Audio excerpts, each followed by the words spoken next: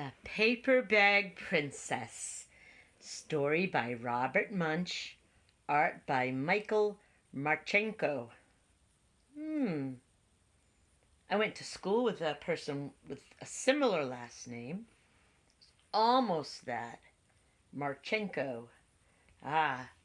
This is a really fun book.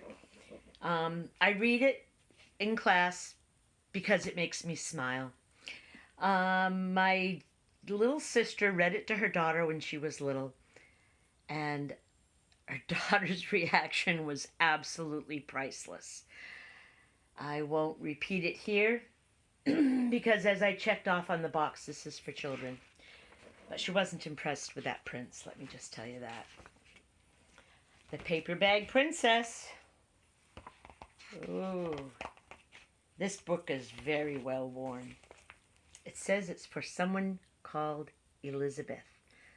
Sometimes when an author writes a book, they write it with somebody in particular in mind, and they dedicate it to that person. It's like saying thank you for everything you've done for me, and I really care about you. So Robert Munsch wrote this book, and he wrote it with somebody named Elizabeth in mind, and said to Elizabeth, which is like saying thank you, I care about you. So that's nice. Elizabeth was a beautiful princess. She lived in a castle and had expensive princess clothes. She was going to marry a prince named Ronald. Unfortunately, a dragon smashed her castle, burned all of her clothes with his fiery breath, and carried off Prince Ronald.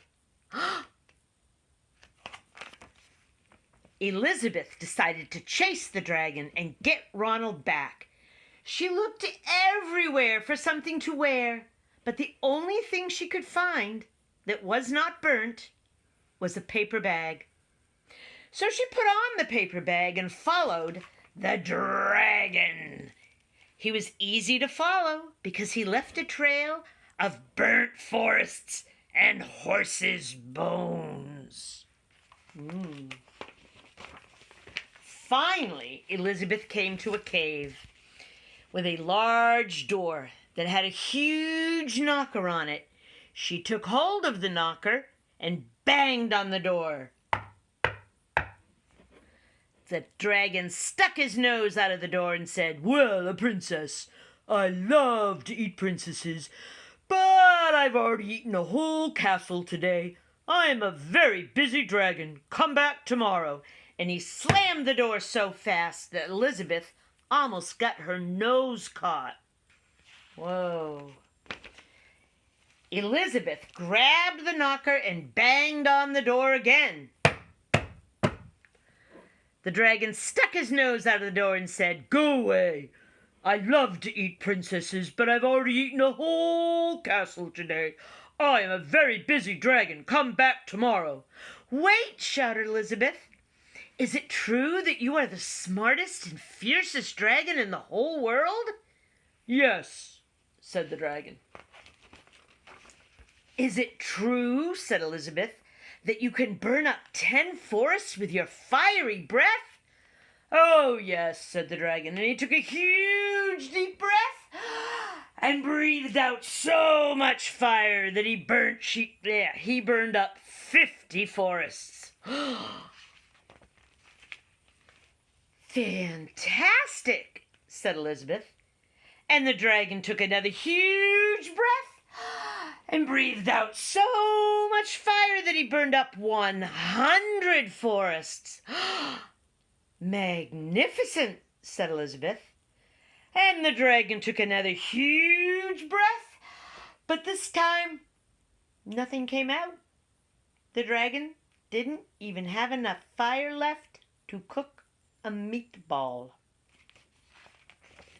Elizabeth said, "Dragon, is it true that you can fly around the world in just 10 seconds?" "Why, yes," said the dragon, and he jumped up and flew all the way around the world in just 10 seconds. He was very tired when he got back, but Elizabeth shouted, "Fantastic! Fantastic! Do it again! So the dragon jumped up and flew around the whole world in just 20 seconds. And when he got back, he was too tired to talk, and he lay down and he went straight to sleep. Shh, shh. Elizabeth whispered very softly, "Hey, dragon." The dragon didn't move at all. She lifted up the dragon's ear and put her head right inside. She shouted as loud as she could, "Hey, dragon!" The dragon was so tired, he didn't even move. Wow.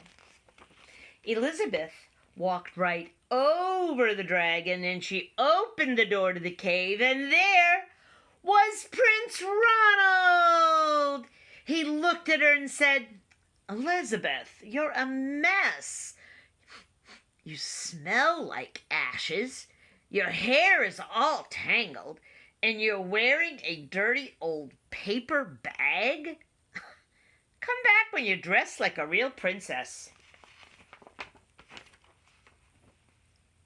"Ronald," said Elizabeth, "your clothes are really pretty, and your hair is very neat.